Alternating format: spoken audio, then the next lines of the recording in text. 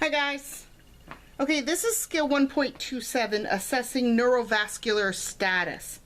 Assessing neurovascular status, you're going to introduce yourself and verify the client's identity.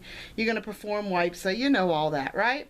So we want to assess the swelling in the extremity associated with the injury. Okay, so obviously this is the injury, right? Okay. We want to assess the extremity distal to the injury. Distal, what is distal again? That's right, underneath.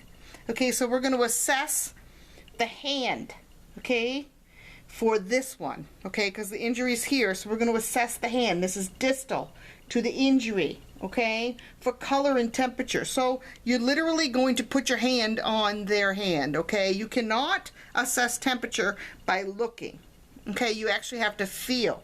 Okay, so feel. You're going to compare it to the other extremity. Touch their other hand. Is it as cold as or as warm as the other hand? Okay?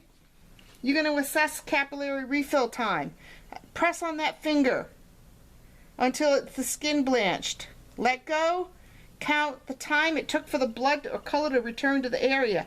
Normal time for that is what? Yes, less than 2 seconds. You got it, man. You guys are smart. You remember this from first semester, don't you? Okay, so then we're going to assess the extremity for pain and sensation. We're going to compare it to the other extremity. Can you feel this? Are you having any pain in here? You know, how is it compared to your other arm? Is it about the same? These are all questions you can ask, right? Okay.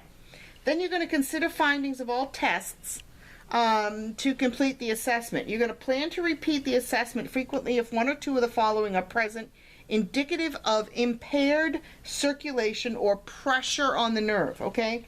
So anytime that there's pallor or cyanosis, pallor, draining of blood, right? So it's pale, right? Cyanosis, the blue tint to the skin, okay? Neither one of those are good, right? Neither one. Capillary refill time is greater than 4 seconds. Oh, normally it's less than 2. Greater than 4, not so good, right? We want to watch that, okay? Cool or cold to the touch. Now, are some people's hands and fingers cold?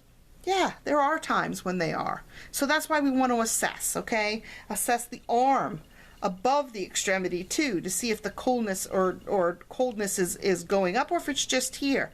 Reassess, okay? Reassess with the other arm too, okay?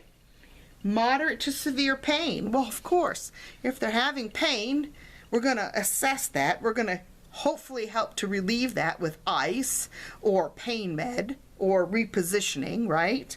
And then we're going to reassess later to see if it's diminished any, or do we have to do something else? Do we need to do another intervention? Okay? Okay. Then we're going to do if there's numbness, tingling, pins and needles sensation.